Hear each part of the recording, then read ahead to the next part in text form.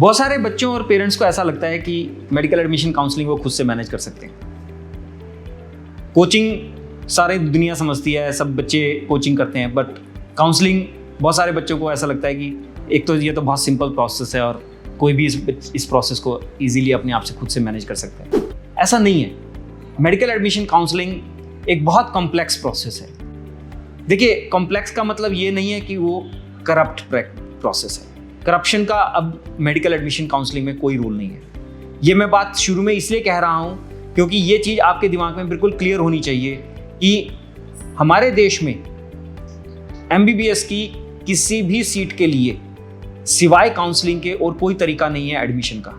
हमारे देश में MBBS के लिए कोई डायरेक्ट एडमिशन नहीं है और कोई भी ऐसा तरीका नहीं है कि जब अगर आप नीट क्वालिफाई नहीं हुए हों और आपको MBBS की सीट मिल जाए, ऐसा पॉसिबल ही नहीं है। और मेडिकल एडमिशन में जितनी ट्रांसपेरेंसी और जितनी क्लैरिटी अब है, उसमें करप्शन का कोई स्कोप नहीं है। ये चीज़ शुरू में हम इसलिए डिस्कस कर रहे हैं क्योंकि अगर आपके दिमाग में अभी भी कोई ऐसा डाउट है कि करप्शन से कोई सीट अब मिल सकती है, डोनेशन से कोई सीट मिल सकती है, सेटिंग से कोई सीट मिल सकती है, तो प्लीज़ उन सभी सोच को अब ख़त्म कर दीजिए। मेडिकल एडमिशन काउंसलिंग एक बहुत फेयर प्रोसेस है और उस फेयर प्रोसेस में कैसे आपको नेविगेट करना है, ये सबसे इम्पॉर्टेंट सवाल है। जब हम मेडिकल एडमिशन काउंसलिंग की बात समझते हैं तो हमें यह समझना जरूरी होता है कि मेडिकल एडमिशन काउंसलिंग क्या है। क्या जैसे अगर हम काउंसलिंग जो हम एक वर्ड समझते हैं वो एक साइकोलॉजिकल काउंसलिंग से बात समझते हैं, क्या इसमें कोई इंटरव्यू इन्वॉल्व है, क्या ये कोई एक इंटरेक्शन इसमें कोई होती है कि कोई कॉलेज वाला आपको आपके इंटरेक्शन के बेस पे, कम्युनिकेशन के बेस पे आपको सीट देता है? नहीं, ऐसा कुछ नहीं है। काउंसलिंग सिर्फ एक प्रोसेस का नाम है। प्रोसेस क्या है? प्रोसेस में सिर्फ 4 स्टेप्स हैं। प्रोसेस में सबसे पहला स्टेप होता है एप्लीकेशन, जिसमें आप रजिस्ट्रेशन करते हैं किसी भी काउंसलिंग के लिए। दूसरा स्टेप होता है कि आप उसमें रजिस्टर करने के बाद जो कॉलेजेस उस काउंसलिंग में पार्टिसिपेट कर रहे हैं, उन कॉलेजेस को आपको एक चॉइस ऑर्डर में बनाना होता है। तीसरा, उस काउंसलिंग के 4 राउंड्स होते हैं, उन राउंड्स को आपको समझना होता है और मैनेज करना होता है। और चौथा क्रिटिकल चीज जो होती है वो है कि उस काउंसलिंग से रिलेटेड जो डॉक्यूमेंट्री फॉर्मेलिटीज हैं वो आपको कंप्लीट करनी होती है। किसी भी तरीके का कोई इसमें कम्युनिकेशन, इंटरव्यू, कोई किसी चीज का कोई रोल नहीं होता है। ना ही इस पूरे प्रोसेस में कोई भी एक थर्ड पार्टी का इन्वॉल्वमेंट होता है। This is a completely transparent process between the counselling agency and the student. जो एथिकल काउंसलर्स, जो प्रोफेशनल काउंसलर्स होते हैं, वो हर बच्चे को गाइड करते हुए उसके एप्लीकेशन प्रोसेस को उस बच्चे के थ्रू ही एग्जीक्यूट करवाते हैं। वो किसी भी हालत में उस प्रोसेस को खुद से ओन अप नहीं कर पाएंगे और ना ही उनको करना चाहिए। और क्यों नहीं करना चाहिए ये हम डिस्कस करेंगे एक वीडियो में, जहाँ पे हम स्पेसिफिकली इस बात पे बात करेंगे कि how do we identify a professional admission counsellor. तो अगर हम मेडिकल एडमिशन काउंसलिंग की बात करें तो आपको मेडिकल एडमिशन काउंसलिंग का, जैसे मैंने आपको बताया, it's a name of a process, right? And what is the outcome of this process? The simple outcome of this process is seat allotment. देखिए, अब यहां पे 2 चीजें आपको समझने की जरूरी है। जो भी काउंसलिंग एजेंसी होगी उसका काम सिर्फ सीट अलॉटमेंट होना है। उस मेडिकल कॉलेज से रिलेटेड, उस मेडिकल सीट से रिलेटेड कोई भी डिसीजन मेकिंग काउंसलिंग एजेंसी की नहीं होती है।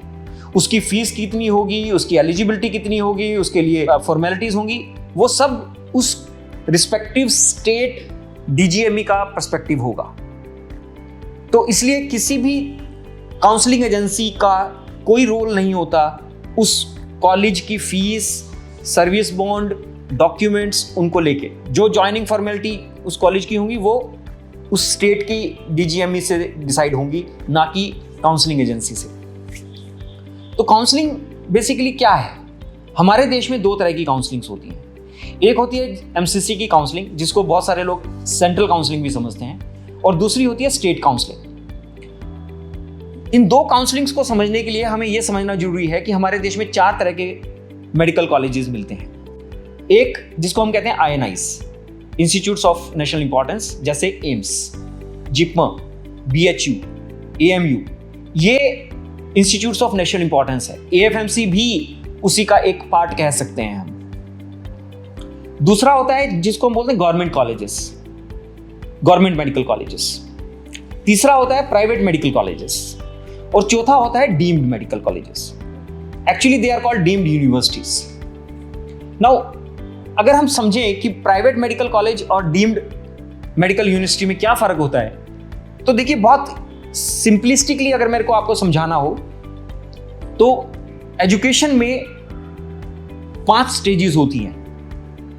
एजुकेशन कोई भी अगर हम डोमेन की बात करें तो सबसे पहले एक कोर्स का डिजाइन होगा, फिर उस कोर्स की डेवलपमेंट होगी, फिर उस कोर्स की डिलीवरी होगी, फिर उस डिलीवरी के बेस पे एक इवैल्यूएशन होगा, और उस इवैल्यूएशन के बेस पे एक अवार्ड ऑफ डिग्री होगी जिसको हम एक्रेडिटेशन बोलते हैं, राइट।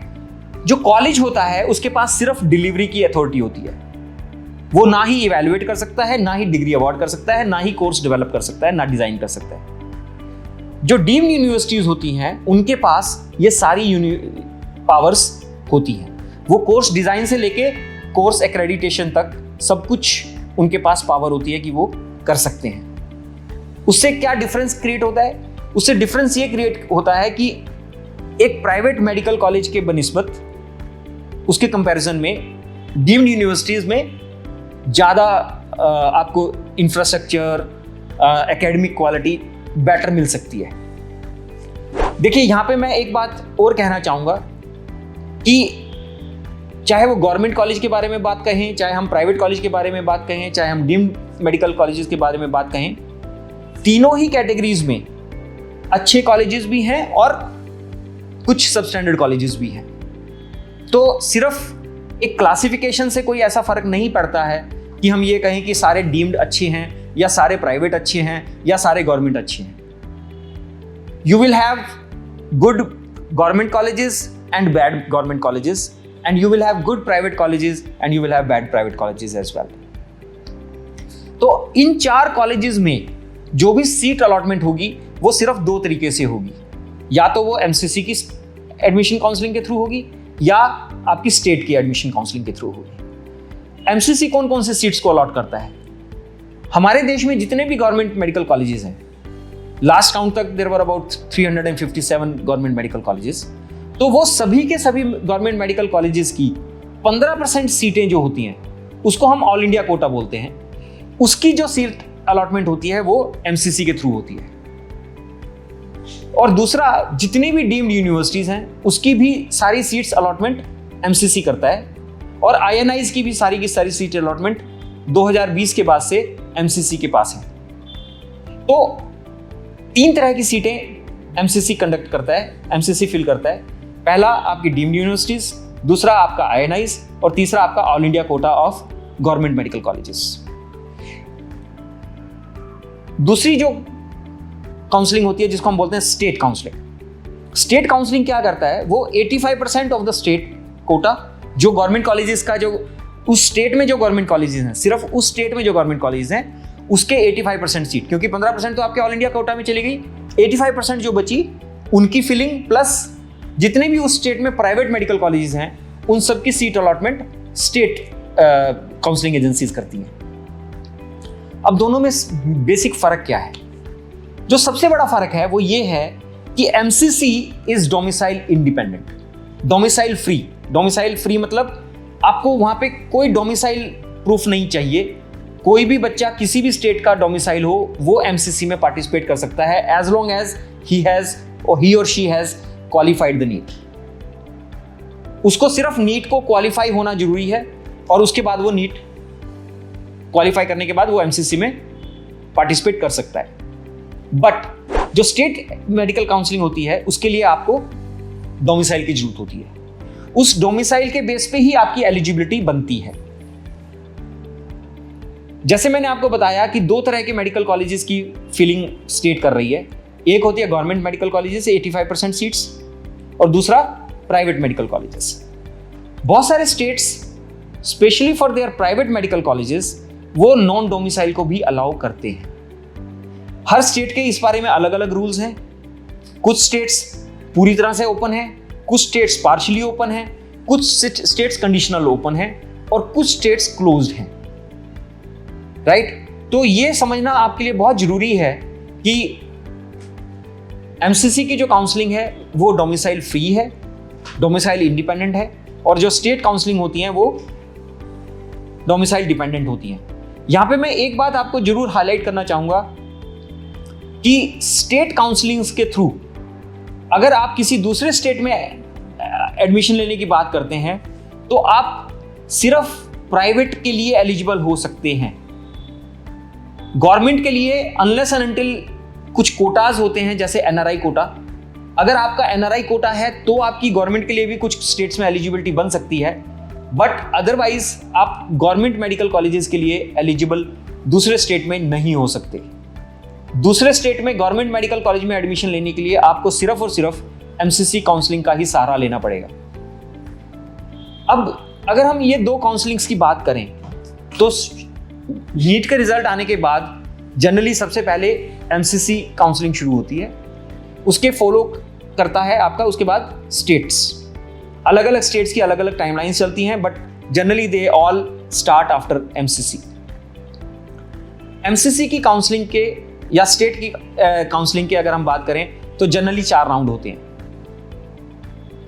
कुछ स्टेट्स 3 राउंड में भी करते हैं, जिसमें वो तीसरे राउंड में मॉप अप और स्ट्रे को इकट्ठा कर देते हैं। बट एमसीसी के लेवल पे अगर हम देखें तो एमसीसी के पहले 2 राउंड होते हैं, उसके बाद मॉप अप राउंड होता है और उसके बाद फाइनली एक स्ट्रे वैकेंसी राउंड होता है।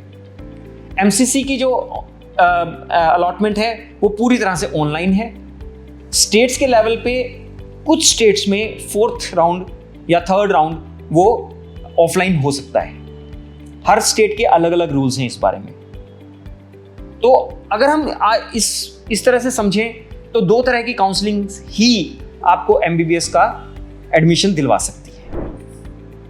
तो इस वीडियो में हमने बात की कि कैसे मेडिकल एडमिशन काउंसलिंग होती है, कितने टाइप की मेडिकल एडमिशन काउंसलिंग होती है और कैसे इस काउंसलिंग के डिफरेंट स्टेप्स, डिफरेंट प्रोसेसेस हैं।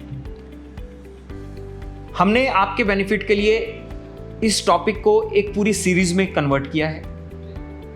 नेक्स्ट पार्ट में हम डिस्कस करेंगे कि क्या इस काउंसलिंग को आपको खुद से मैनेज कर सकते हैं, और अगर इस काउंसलिंग में आपको किसी हेल्प की जरूरत पड़े तो कहाँ पे वो हेल्प आपको सपोर्ट कर सकता है। तो अगर आपको ये वीडियो अच्छा लगा तो प्लीज़ इस वीडियो को भी आप अपने दोस्तों और बच्चों के साथ शेयर करिए। हमारे इस चैनल को सब्सक्राइब कीजिए ताकि इस सीरीज़ के दूसरे वीडियोस भी आप तक पहुंच सकें, और इस वीडियो को लाइक करके ज़्यादा से ज़्यादा बच्चों तक इस इंफॉर्मेशन का बेनिफिट पहुंचाएं।